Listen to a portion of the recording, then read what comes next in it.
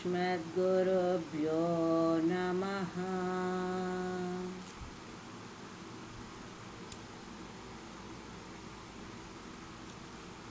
श्रीगुरुभ्यो नमः। सर्वगुरुभ्यो नमः। ओम श्री पूज्य माताजी नमः। ओम श्री पूज्य माताजी नमः।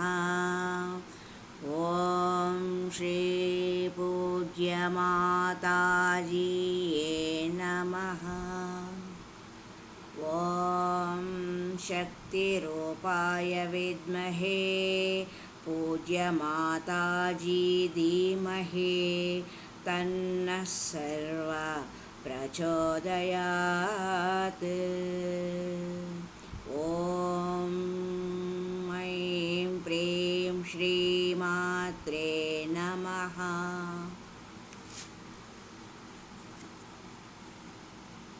శ్రీ సూర్యకుమారి మాతాజీ గారు సాదాసీదా పేద రైతు కుటుంబంలో జన్మించి సాధారణ స్థాయి విద్యను అభ్యసించి ఒక గృహిణిగా తన జీవిత మహాప్రస్థానాన్ని ప్రారంభించి మాతృత్వము అనే దివ్యయజ్ఞాన్ని సమర్థవంతంగా నిర్వహించి ఆ తదుపరి అనుకోకుండా ఆధ్యాత్మిక రంగంలోనికి ప్రవేశించి ఆధ్యాత్మిక యజ్ఞాన్ని కూడా సమర్థవంతంగా బాధ్యతాయుతంగా నిర్వహించి మహిళా లోకానికే వన్నె తెచ్చిన మహిమాన్వితురాలు మన ప్రేమ పుష్పాంజలి శ్రీమతి సూర్యకుమారి మాతాజీ గారు. ప్రేమ, పుష్పం, మాతాజీ వంటి విశిష్టమైన పదాలకు అసలు సిసలైన సార్థకతను చేకూర్చిన పూజ్యనీయురాయలు. ఆధ్యాత్మిక చరిత్రలో ఒక మహిళ ద్వారా లక్షలాది మంది మంత్రోపదేశాలు పొందడం అనేది ఆశ్చర్యకరమైన విషయమే కదా. తెల్లని మేనిఛాయతో, కంచుకంఠంతో, ముఖంలో నిరంతరం చెరగని చిరునవ్వుతో సాధకులనందరినీ ఏకత్రాటిపై నిలిపి వందలాది గురుకుల శిక్షణలను సమర్థవంతంగా నిర్వహించి సంస్థకు బలమైన పునాదులను వేసిన పరిపాలనా దక్షురాలు.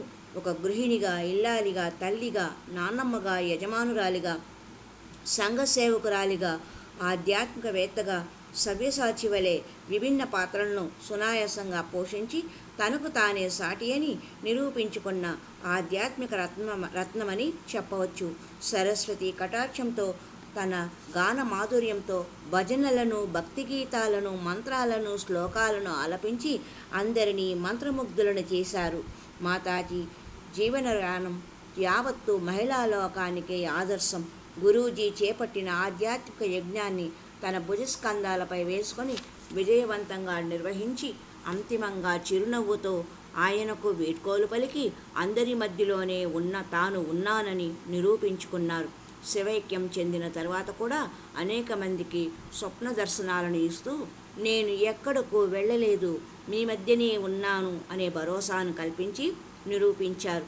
దాదాపు 4.5 దశాబ్దాల పాటు సంతృప్తికరమైన సంసార జీవితాన్ని గడిపి అన్ని రకాల బాధ్యతలను సక్రమంగా నిర్వహించి కుటుంబ సభ్యుల, బంధుమిత్రుల మన్ననలు పొందిన మహాసాధ్వి.